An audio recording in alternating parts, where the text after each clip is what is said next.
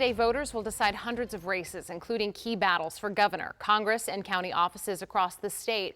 One race drawing national attention is the Democratic primary in Maryland's 6th congressional district. The high-stakes showdown pits freshman incumbent April McClain Delaney against her predecessor, David Trump. It has also become one of the most expensive House primaries in the country, with the two candidates pouring roughly $32 million of their own money into the race. Our Lionel Donovan is outside of a polling site in Gaithersburg, where voting in the 6th district has just gotten underway. Lionel, good morning.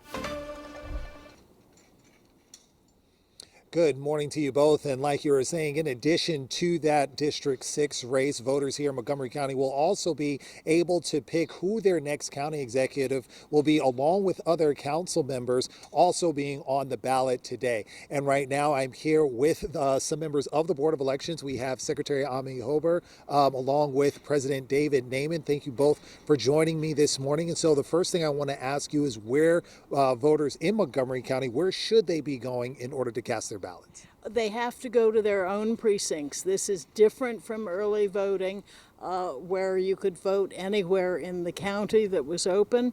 Now you have to go to your own precinct, or else you have to vote provisionally, which creates problems for both you and for us.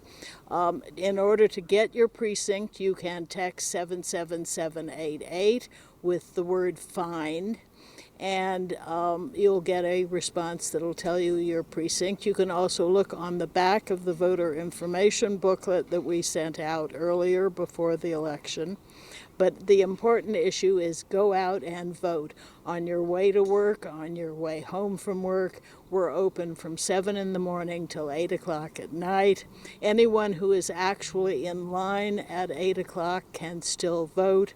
So don't hesitate if you're running a little late. Absolutely. So like you're saying, it's key that you know where you can cast your ballot, knowing your precinct. But, I would imagine a lot of folks here in Montgomery County, they would want to vote, but they might not have gotten registered. So what can some people do if they want to vote, but they haven't registered yet? If someone hasn't registered yet, we have same-day registration at all of the polling places. They need to bring proof of residence. The best proof of residence is if you have a Maryland driver's license or ID with your current address on it. Otherwise, you need other proof of residence with your current residence on it. Got you. Okay, that's good to know. Another thing to keep in mind, this is a work day, and so people are kind of, going to be on the way. So where can they drop their ballots off if they don't have time to wait in line? Well, the drop box is the best way to get the ballots to us. And Ami is showing where the slot is. We have 58 of them around the county. If you text the word box plus a zip code, it'll give you nearby drop boxes. If you can also go to the post office and mail it, we urge you to go inside the post office and get a hand postmark to make sure it's postmarked today. A ballot that is postmarked after today is required to be rejected. And then the third option is you can take it to any polling place and give it to an election judge. If you like going to polling places and you've already have your mail-in ballot, much better off to do that than to have to vote by provisional ballot.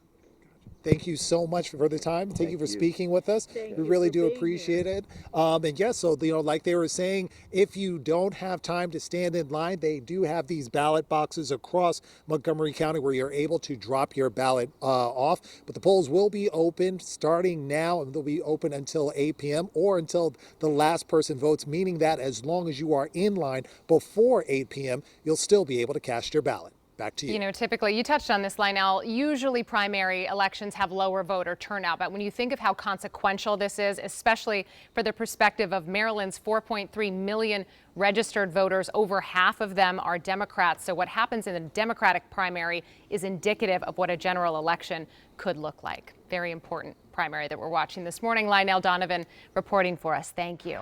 Meanwhile, we're